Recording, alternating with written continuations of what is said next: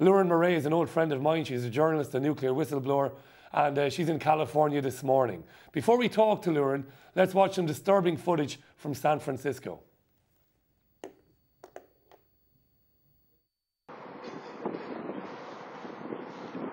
Wake up. Right, the guys in the gallery. So let's just say good morning, Leuren Moret in California. Hi, Leuren. Hi, good morning. How are you? I'm very good, and sorry for all the messing around yesterday, but I understand you've told me that it's not an uncommon thing that when you do these TV and radio programs, Leuren, that there is interference. I'm very, very heavily targeted, and even two UN undersecretaries told me it's because of my qualifications. In other words, I know what I'm talking about.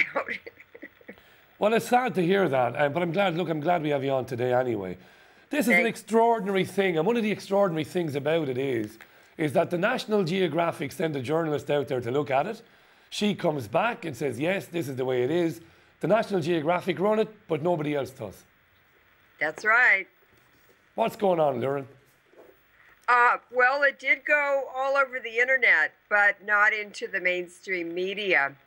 And what's going on is that in the ocean, where two currents are passing each other, they have an interface, which is where the plankton or the microorganisms live. And they live in the eddies. That is the kind of the circulation, these circulation bodies that these plankton live in, and then the fish are attracted to come and feed there.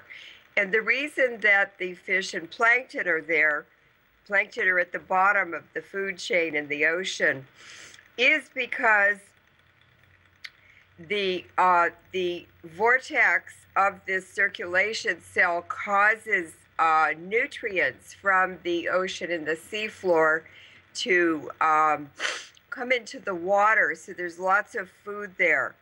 That is what has been reported that you mentioned off of the coast of California. And these are microorganisms. These are not big bodies of fish and whales and things like that. These are the tiny, tiny organisms that form the bottom of the food chain. And such a high kill rate indicates there is an environmental poison or toxin or problem causing this death. Now, this, I can guarantee, is also happening all around Japan in their fisheries. And the richest fisheries in Japan are off of the west coast, the east coast of Japan, which is also where Fukushima is located in the northern part of Japan. So they have to be being wiped out also. Leuren, I'm going to ask my team to let me know if they can get that video. We've got a video, it's gone viral on YouTube and around the internet, of a man using a Geiger counter on a beach in California. So my colleagues in the gallery, when you do have that ready, just let us know and we can run that in a couple of minutes. Leuren, the TEPCO are saying, look, 300 tons of nuclear material a day is leaking into the sea because of that water, that river coming down, washing through and taking that waste out with it. Is there any evidence that there is more than that? Is it more than 300 tons? There's quite a lot of other evidence from agencies within the Japanese government. I've done 20 speaking tours between 2000 and 2010. I know Japan quite well. I worked with the parliament and so forth, and I actually predicted Fukushima in the 2004 Japan Times. There are scientists and other people speaking out.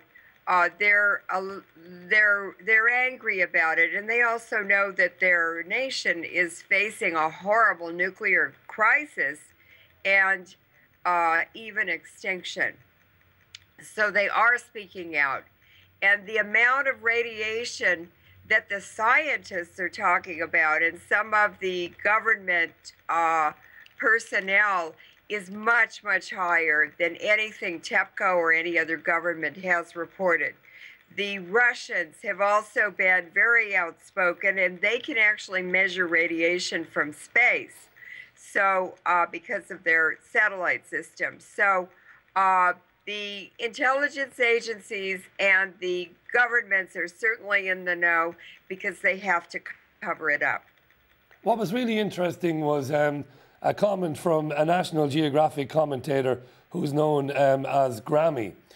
And Grammy, I don't know if Grammy is a he or a she, but he or she is qualified. They write for the National Geographic.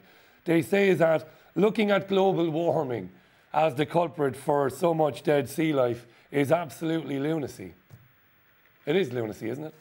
Oh, it's lunacy because quite recently a NOAA, National Oceanographic and Atmospheric Administration, released a report, or at least it came onto the internet and is available for the public.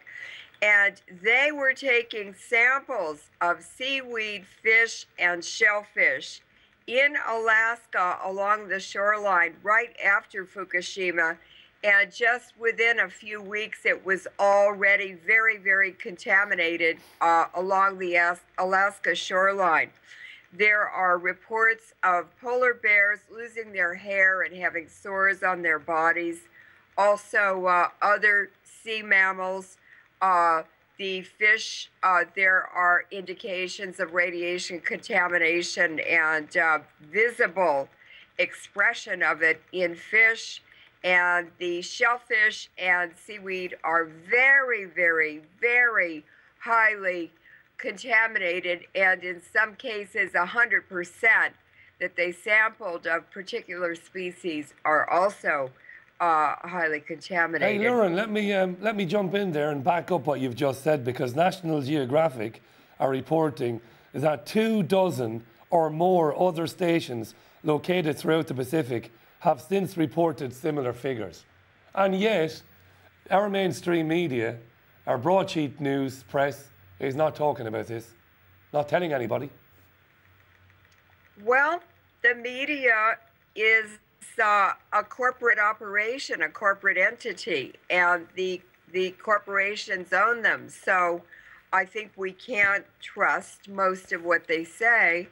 And that's why, well, what it does is it drives people to the internet, and then you see these comments and discussion sections, and I always learn a lot from them.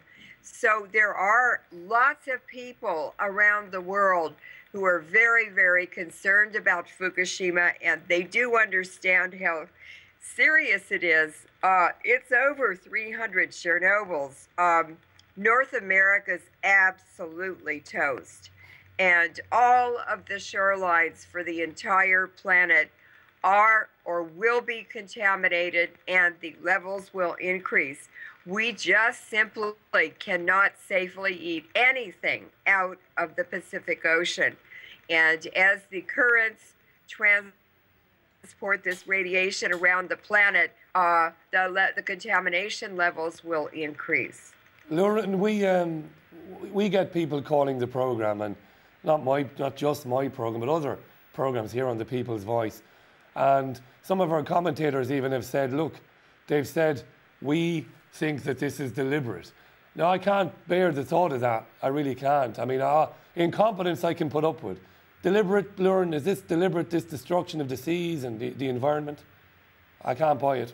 Well, let me put it this way. I know a lot of scientists and military people around the world. I've been to 50 countries educating people about the dangers of nuclear technologies. This is just over the last 13 years. And what an admiral in India told me was that Chernobyl was deliberately carried out. And here we have a few years later a similar global disaster, but this is much greater and much higher levels of radiation. So we see this repeated over and over again all over Iraq, Afghanistan, and I know that Vice President President Cheney was sending people to Iraq during the Iraq War to measure the radiation dose on the ground in Iraq so they could increase it by more bombing with depleted uranium. Leuren, I want to stop you there for a second, because in a minute I want to get into news from the US and from Britain that the Taliban have taken over Fallujah for one town in Iraq. And you and I've spoken to you before about depleted uranium there and what it's done. But before we do that, the guys have got this VT of this man using a Geiger counter on a Californian beach. Run that VT, guys, and we'll talk about it in a second. The bluff, looking in the ocean, overlooking the ocean.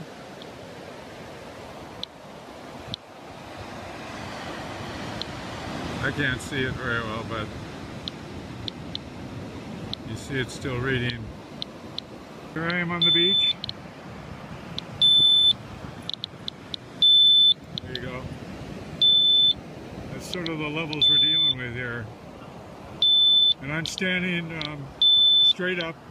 This camera's at eye height, so I'm about 5 feet off of the sand. Video, we took it off YouTube, and Leuren, when they were away from the beach, it was giving a reading of 50. On the beach, it was giving a reading of up to 150. You got to educate me and our viewers, because I don't know what any of that means. What does it mean? Well, that's in counts per minute. That means a radioactive atom disintegrating in over 60 seconds.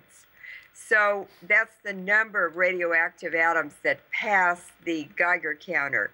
That's elevated right here in Berkeley, which is not so far, just 25 or 30 miles from where that Geiger counter reading was made.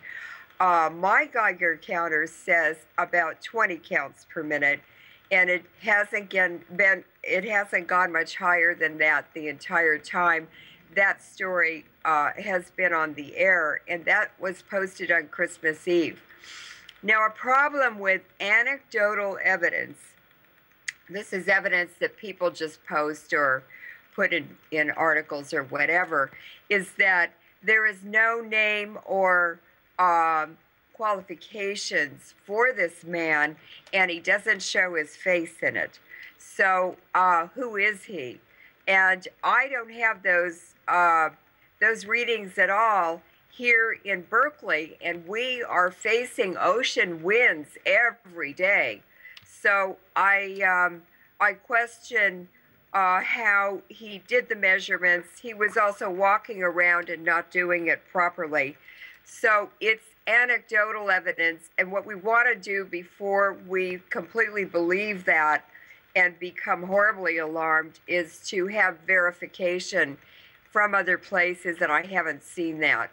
So it could be that that beach is a hot spot, or there's the tsunami debris that's washed up there.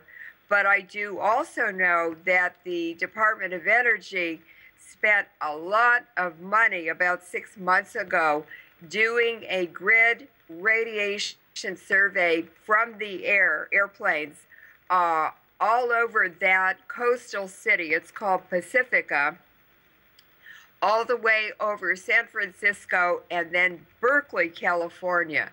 So what they were doing is measuring the radiation levels coming, that are in the environment now from Fukushima, and they went and did the same thing in Washington, D.C. a month or two ago.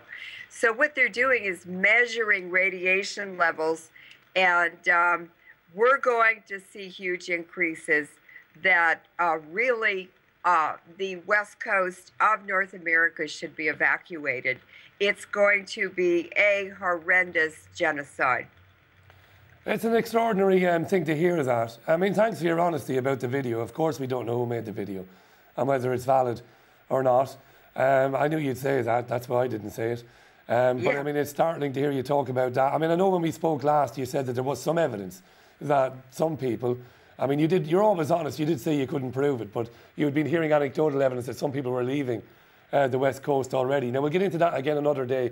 because our time is short, I want to get into Secretary of Defence John Kerry and British Foreign Secretary William Hague talking about the Taliban taking over Fallujah. Now, I've had you on my radio programmes over the years, Robert Fisk of The Independent, who's written about Fallujah and what happened to Fallujah and what the fallout, to coin a phrase, no pun intended, of the bombing of Fallujah in 2004 was.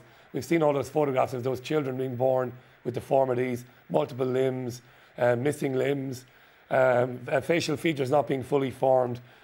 You must be particularly, can I use the word disgusted to hear of what's going on there and this idea that the Taliban are going to take that city again? Well, I was sort of surprised about that, but I'm not surprised also because there's an awful lot of oil in Iraq. And since the Iraq war ended, we have had a global epidemic of conjoined twinning in human babies all over Iraq. But the highest numbers reported were in the cities that were heavily bombed by the U.S. Tikrit and Fallujah, yeah. And from even British government evidence, we know that mini-nukes and horrendous radiation weapons were used in Fallujah, as well as other parts of Iraq, Lebanon, Gaza, and other countries where these horrific weapons are used. So actually, North America will become a Fallujah and even worse in the coming decade. Yeah, I'm just being corrected by my producer. Of course, it's not the Taliban in Fallujah, of course. Of course, Al-Qaeda, they're saying, are going to take over these towns now.